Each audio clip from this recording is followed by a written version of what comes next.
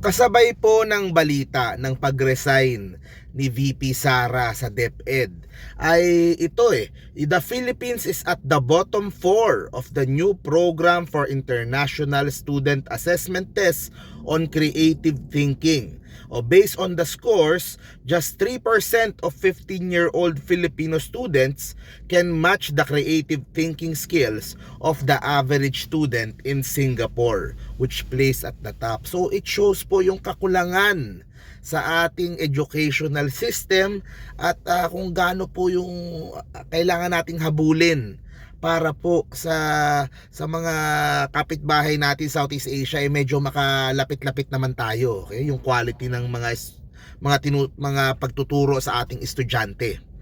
So ang maganda lang dito na nag-resign si VP Sara ay merong free hand si PBBM to appoint someone na talagang tutukan at pagandahin at i-revamp itong ating problemadong educational system.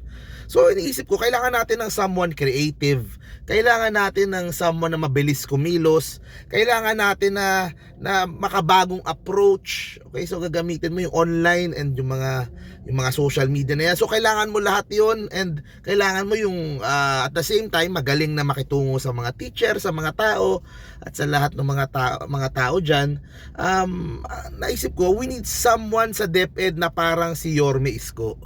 Okay, 'di ba? Kung tiisipin mo, 'di ba? Si Yorme Isko talagang kung nagawa niya sa Maynila yung mga napakagandang mga schools, ang laking mga, 'di ba? Ang gaganda, parang Singapore yung quality ng mga schools sa Maynila ngayon na pinagagawa ni Yorme Isko. Hanggang sa naisip ko, teka, kung maghanap tayo ng parang si Yorme, bakit hindi na lang nga si Yorme? Okay? Yun ang idea na nag-float sa aking isip.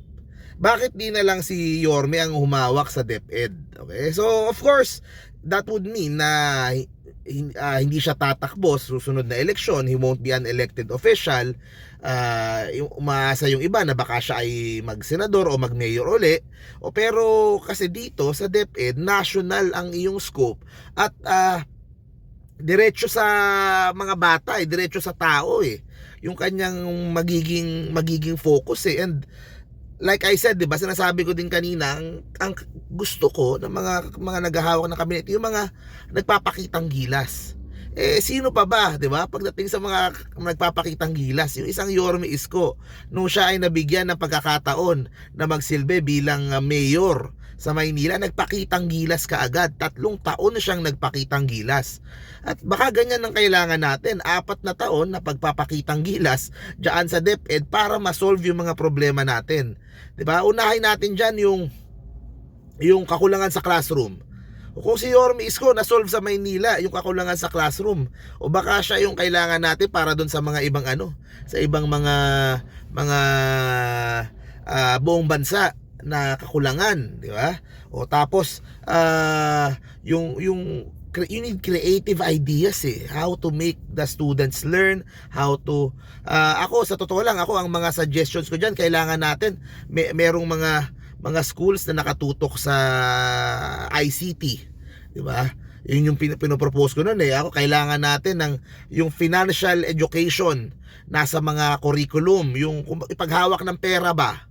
Kasi talagang kulang na kulang yung mga Pilipino sa impormasyon tungkol sa ganun yung mga usaping pinansyal, yung mga utang, yung mga pagbabangko, interest, taxes, ganun. Talagang halos walang alam yung mga Pilipinong gumagraduate. Diba? So yung mga ganong mga changes. And of course, sa DepEd, dami kang hawak ng mga guro, marami kang hawak ng mga supervisor.